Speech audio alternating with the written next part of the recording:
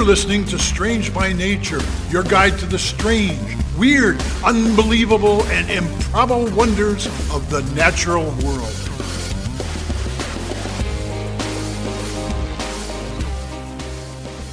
Hello, everyone. Thanks for being here today. I am Kirk Mona, and I am joined today by Rachel Ginza and Victoria Thompson. We are all professional naturalists who together have scoured the world for weird and wonderful wonders just to please your mammalian brain's desire for novelty. Isn't that nice? Let's do this.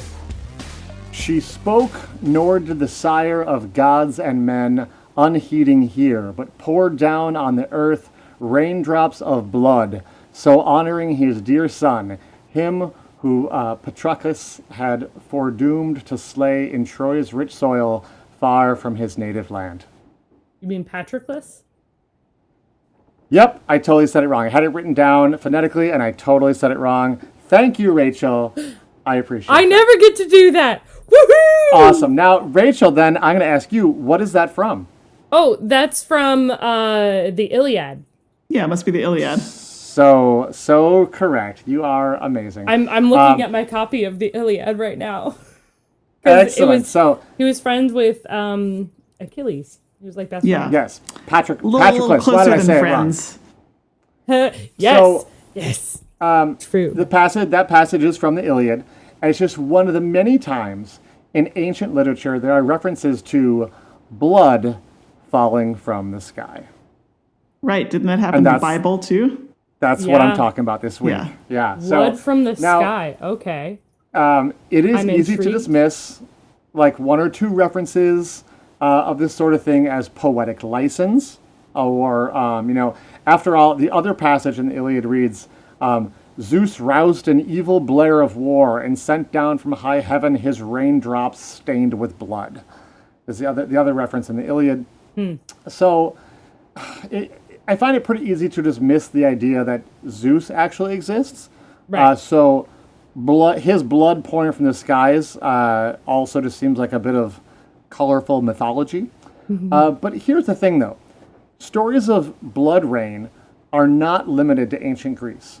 No. If we're going to just focus on Europe, and there are stories in other places in Europe, but this is where I have some statistics from. Just focus on Europe, there were 30 cases of blood rain recorded in the 13th, 14th, and 15th centuries when you go through all the literature and whatnot.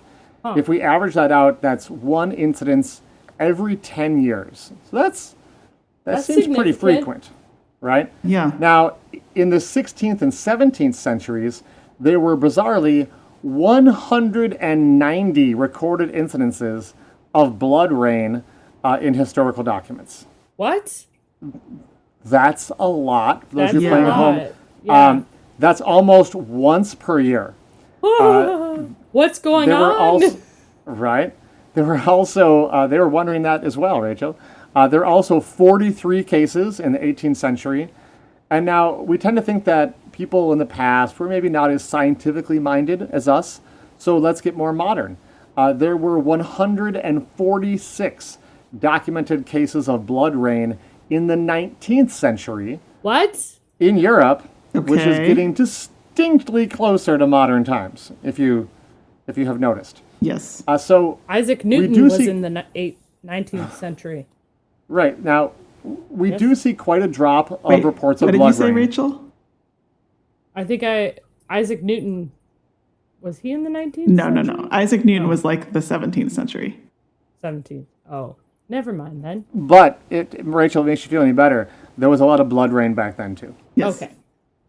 But I'm glad you brought that up, because it shows that, there were people who we associate with scientific thinking. Yeah. Who were around when there was lots of reports of these things happening. And we do see quite a drop, though, in reports of blood rain once we reach the 20th and 21st centuries. But that probably has more to do with science than anything else, because whereas in the past, a red-colored rain may have been seen as an omen of great evil, modern people have viewed colored rain as a scientific curiosity or a phenomenon to be studied. I mean... Or a sign of terrible pollution.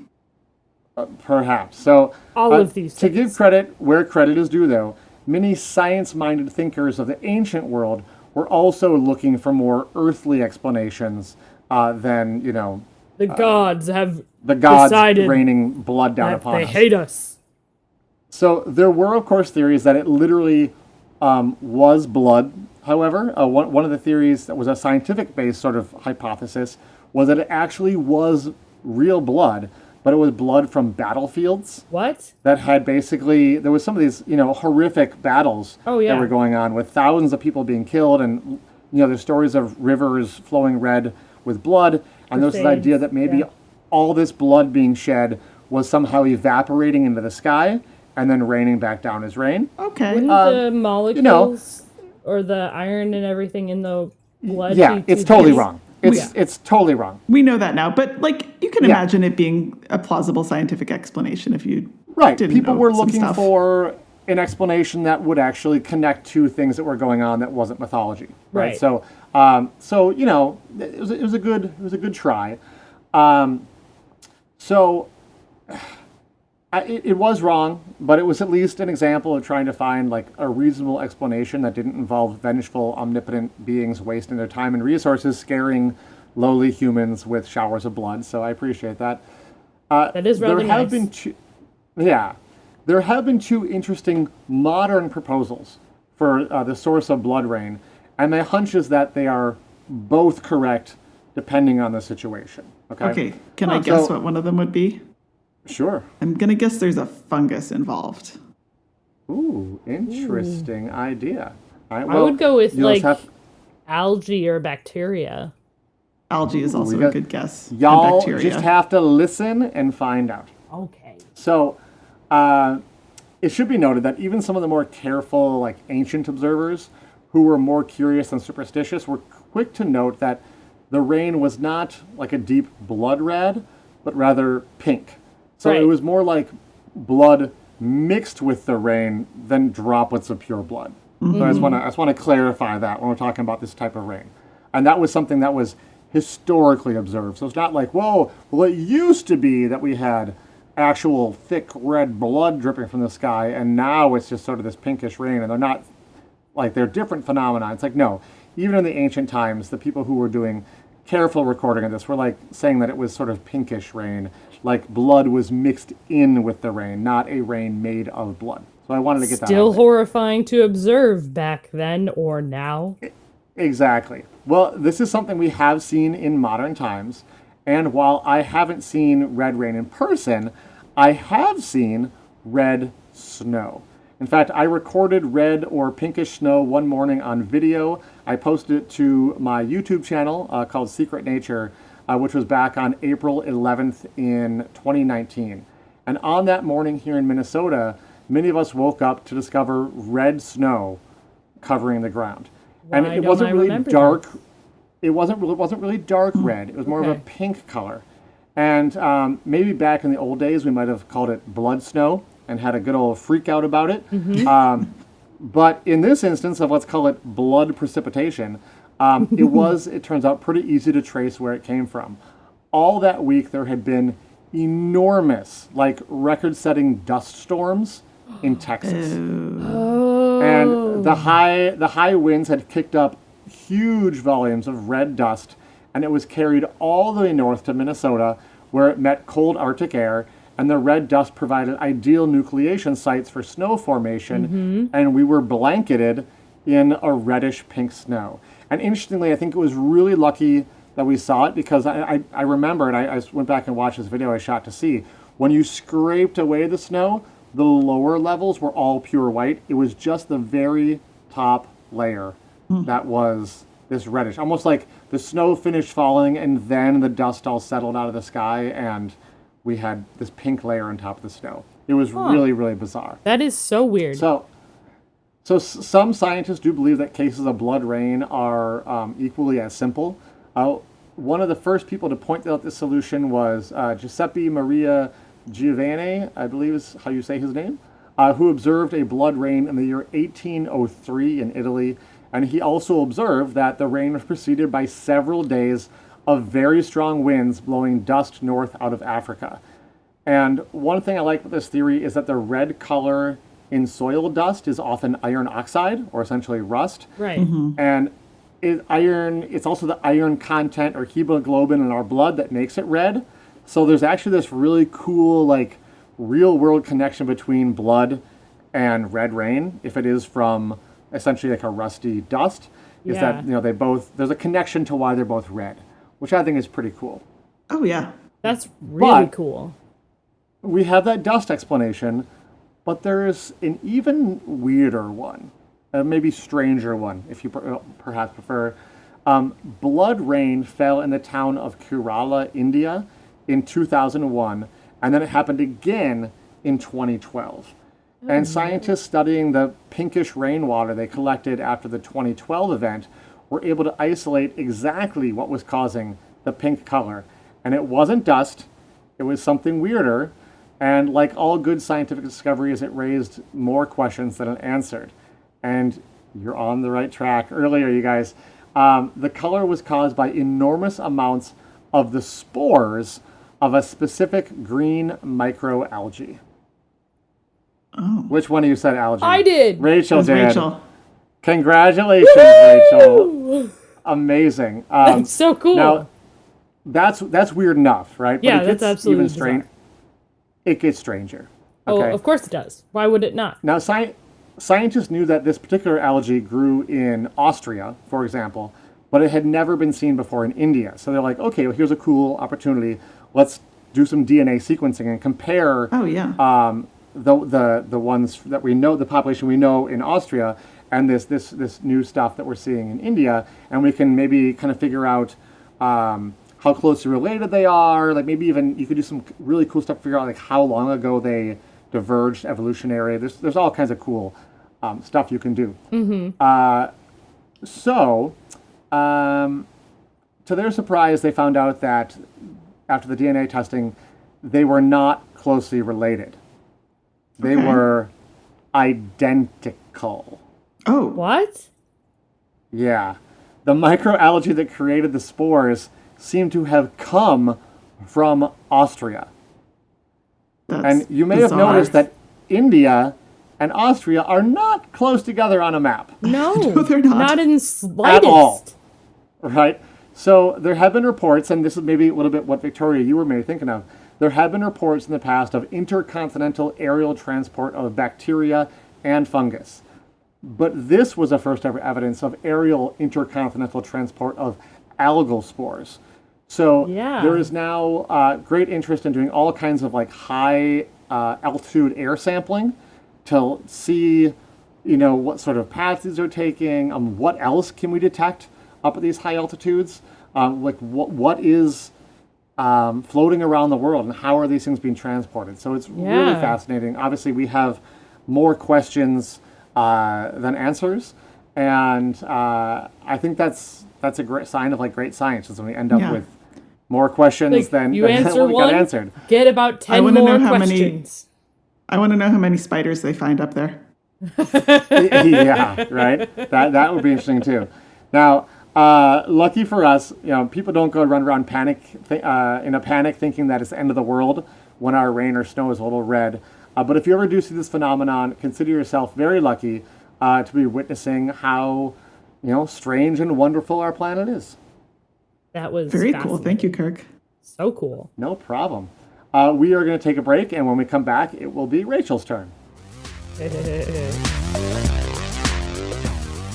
Strange by Nature podcast is brought to you by listeners like you who have joined the Society of Strange, our membership group on over at patreon.com/strangebynature. Society of Strange members can join at one of 3 different membership levels and help support the show, and also get some fun stuff like water bottle stickers or access to super secret content. So a thank you to those who have joined already to help make this podcast possible. If you haven't joined yet, we'll see you soon over at the Society of Strange at patreon.com/strangebynature. See you soon. Welcome back from the break, everyone. I wanted to talk about something, obviously something strange, but something that well, you just talked about blood rain, so this is about par with blood rain. So The floodgates have been opened, so. mwaha. Wait, did you say this wasn't far from blood rain? I mean, no, it is far from Blood Rain. It's very different, but it's like, you'll see. It's just a specific instance of something. So have either of you been to Crater Lake? No, I haven't, but I would love to go sometime. I would love to go as well. So Crater Lake, just in general, a little background on that one, is a lake that used to be a caldera over in south central Oregon in the western of the United States as part of, a national park, Crater Lake National Park. And it partly fills a 2,148 feet deep caldera. Wow. Oh, wow. That's very deep. Whoa. Yeah. Yeah, that's deeper than I was expecting. Yeah, so that's the caldera. So it doesn't completely fill that. That's the depth of the caldera. That's not the depth of of the caldera, not the, okay, the lake okay. itself. That makes way more sense. Okay. The lake itself was formed about 7,700 years ago. So like post-glaciation? Yeah, post-glaciation. Yes. But what he said. what he said. The max depth of the water itself, though, is still pretty significant. The average depth is 1,148 feet deep. Ooh, wow. That's still deep. Okay, yeah. That's still I was very gonna guess deep. maybe 700 or something. Nope. That is deep. The maximum depth of Crater Lake is 1,949 feet. So it's still a very That's deep. deep. It's a very deep lake. But besides it being a very deep and just kind of mysterious lake as it is, there's something weird that's in the lake. Okay. Okay. And they call it the old man of the lake. All right. Okay. All right. Let's do this. Keep talking. It is a 30-foot tall tree stump that has been bobbing vertically since at least 1896. It's floating free in the water with about 4 feet of it being above the water and the rest of that 30 feet underneath. So 26 feet below the water. Vertically. Okay. It bobs vertically. Must be heavy roots. It's Apparently. so it's about 2 feet in diameter too. So it's a very large stump, and it floats. And Do we know the species? they think it's a hemlock, but they don't know for sure. I think hemlock is a very durable wood. Mm-hmm. Evidently. Evidently, yeah. Yeah, apparently. Let's go with that. They've been able to carbon date the stump.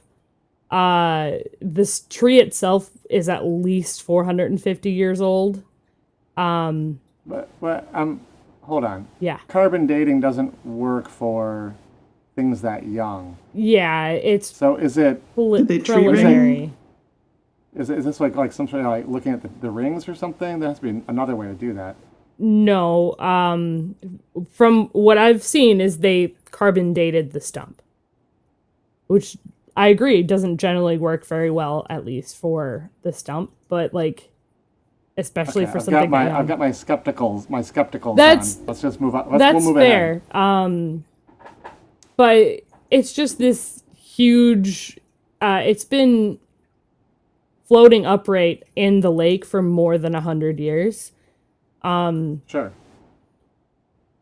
It's really weird.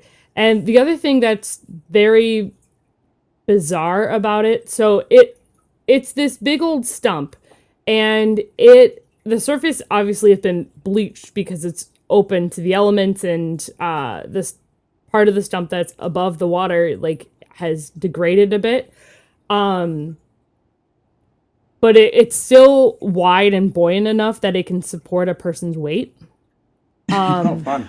Which is just fun. Who else wants to sit on this giant stump? What's really bizarre about this particular stump, too, besides the fact that it floats vertically throughout the lake and just goes wherever, it doesn't seem to be going horizontal anytime soon. There is a moss that's present that is growing on this stump, and it's normally this moss is only present in the depths at a lake of at least 398 feet.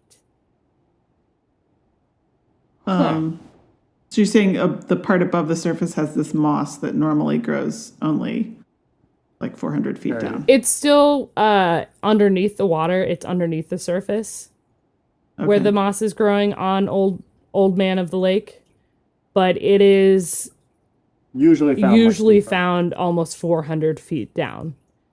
And they're not really sure how or why this moss is attached to this stump. It's not found anywhere else besides at depth. All right. So this stump seems like not quite the wrong word. I would say log. Can we call it a log? Mm-hmm. Yeah. Log. Yep. Sorry, really old Ren and Stimpy reference. I'm sorry. Like, if anyone caught that is listening, I'll be so happy. Anyway, what I was going to say is, so you were saying there's some kind of dating that the tree is at least 450 years old. Mm-hmm. I did look that up, by the way, just to clarify. Yeah. I was wrong. Carbon dating, it has to be older than 100 years and can't be older than 50,000 years. That's the age range carbon dating works. So if it is 400 some years old, carbon dating, yes, would actually work. Okay. Absolutely work. All right. So it's like 450 years old, at least. Mm-hmm. And it's been floating, the log has been floating in the lake for over 100 years. Yeah. Now, when did Crater Lake become a lake? About 7,000 years ago or so. So how did this log get in the lake? We don't know. We have no idea. And isn't that weird? So are there trees of this species around the lake currently? Or were there historically? I think there were historically, but generally speaking, we're not sure why it's there. I couldn't really, honestly, I couldn't find, there are hemlocks of, again, we're not 100% sure what species of tree this was. Right. We think it's hemlock. It's most likely hemlock. And there are some species of those types, that kind of tree, found at Crater Lake and around Crater Lake, but not necessarily near enough that it would be a stump or this log floating vertically in the water. But maybe 450 years ago, they were growing there and one just blew in. Maybe. I guess that's probably the most plausible explanation. And when in doubt, aliens. Yeah. Aliens. Definitely aliens. 100%. I'm not saying aliens, but Actually, it was Bigfoot. Aliens. There it is. It is Oregon. Maybe it's some sort of Bigfoot ride or something, a primitive sort of amusement park ride. Maybe he was trying to build one of those flumes, the log flumes. I mean, maybe. And just got lazy and gave up. I mean, people have been doing lots of studies on Old Man of the Lake. There was a park naturalist in 1938 that spent 3 months tracking its travel patterns. I thought you were going to say he spent 3 months living on it. That would be amazing. No, apparently, between July 1st and September 30th in 1938, that log went around 62 miles, and on a particularly windy day, actually traveled 3.8 miles in the lake. So Log gets around. it moves It quite a logged bit. some miles. Yeah. Oftentimes when you're in the when you go eventually and visit Crater Lake, it is often seen on the boat tours and things like that. So odds are you'll be able to see it. The most famous log I will have ever seen. Yeah, the most famous, truly. Just the fact that it's floating vertically throughout these waves for over 100 years is just is amazing. Especially since being blown by the wind is not being rocked by any of the waves or anything. It's just blown by wind. Yeah, that is what I have for you this week. Weird. Absolutely weird. bizarre. We're going to take a quick break, and when we return, it'll be Victoria.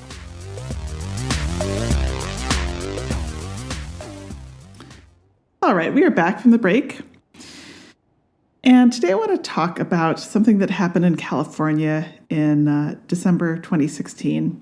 Within the space of about 2 weeks, 14 people in 5 different counties in Northern California wound up in the hospital with a strange collection of symptoms.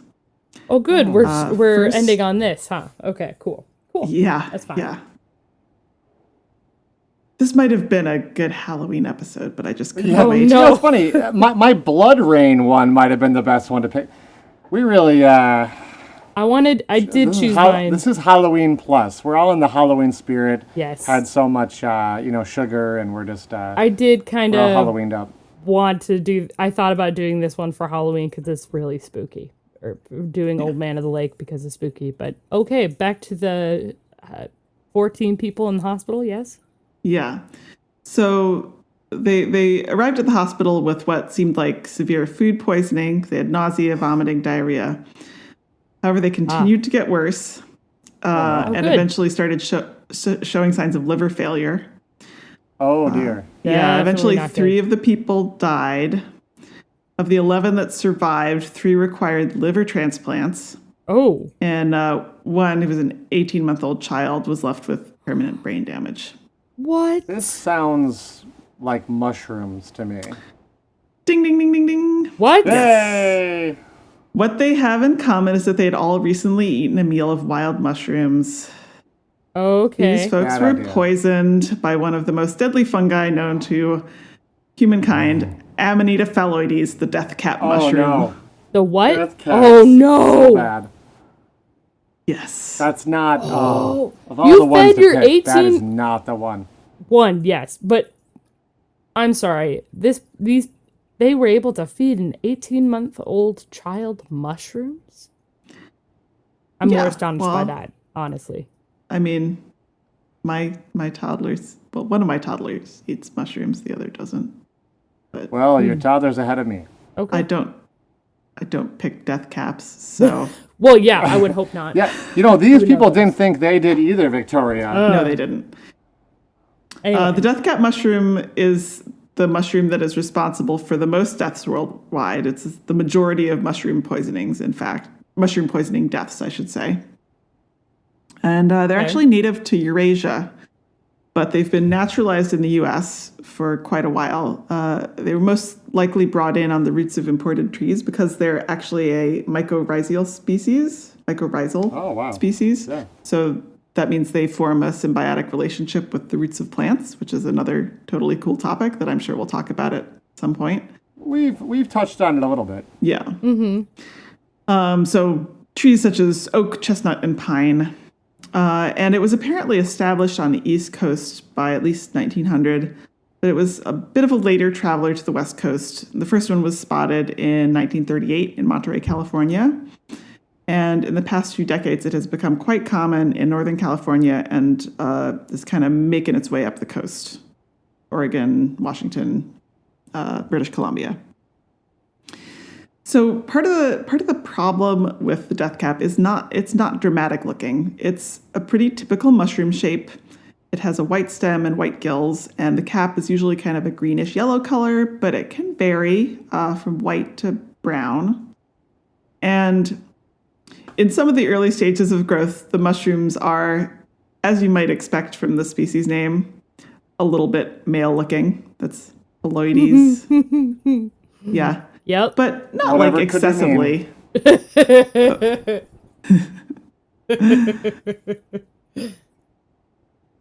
But it is also similar looking to some edible species, including some popular Southeast Asian species. And so actually many of the poisoning incidents in North America have been among Hmong and Lao immigrants who used what I to, heard as well. used to foraging for these types of mushrooms back in their land of origin and aren't aware of the death cap around here.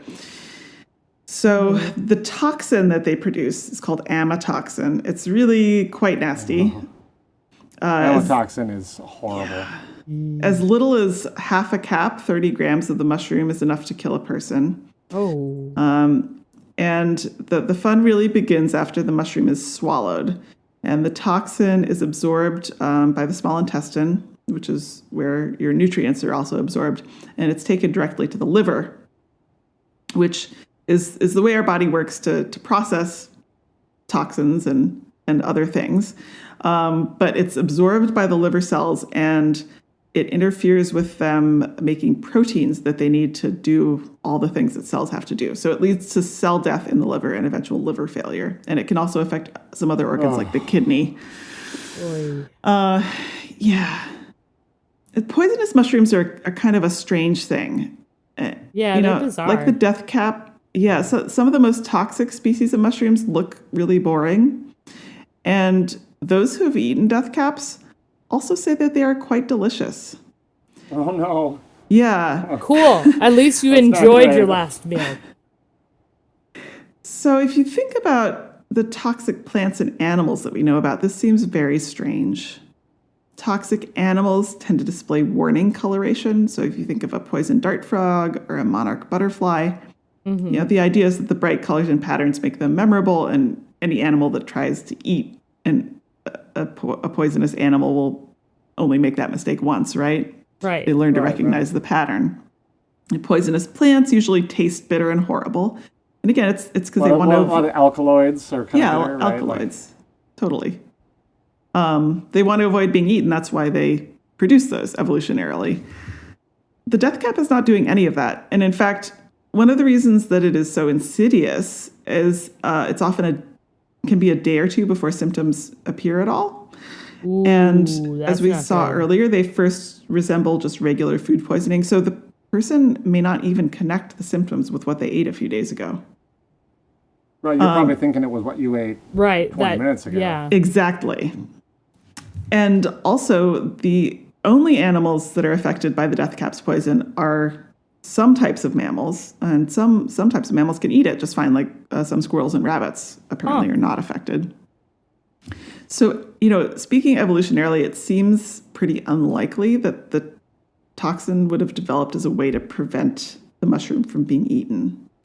Right. You would expect a bad taste, a quick-acting poison, maybe some warning coloration, something like that. Yeah, especially not something where it would wait a few days. Like, that's weird. Exactly. So the most likely explanation is that the amatoxins are actually just used by the mushroom itself for its own needs. And it just so happens that it is really, really, really bad for us. Cool. Yeah. The death rate for ingestion of death caps is estimated to be 10 to 30%, even with modern medical treatment. And those who survive sometimes only do so because they get a liver transplant. But in some good news, there's a promising, relatively new treatment. It's called silibinin. I hope I'm pronouncing that right. It's a compound from a plant called milk thistle. And it's been used with some success in Europe for a couple decades, and it's currently undergoing trials in the U.S. So it may be approved sometime soonish. We don't know. But hey, don't eat a wild mushroom unless you're absolutely sure what it is. Yup. That is Service announcement. That's so important. I actually went foraging for the first time this past year, but I went with someone who knew what they were doing. Yeah. And it was just fun for me. But yeah, no, you want to know what you're taking very, very much. So that was my cheerful topic for this week. Good job, Victoria. Death cap mushrooms. Yeah. Woohoo! Thank you all for joining us. And we'll talk to you next week. Yeah. Bye-bye, everybody. Bye, everyone. Bye. Thanks everyone for listening to today's show. Be sure to subscribe. New episodes drop every Wednesday, and we love sharing this strange world with all of our listeners. If you would be so kind as to leave us a 5-star review, that would be great. It lets other lovers of the strange discover the show. You can reach out to us on social media by searching for Strange by Nature Podcast on Twitter, Facebook, and Instagram. You can send us an email as well. Our address is contact@strangebynaturepodcast.com. If you want more information about the show, you can also check out our website, which is strangebynaturepodcast.com. Until next week, get outside, stay curious, and embrace the strange.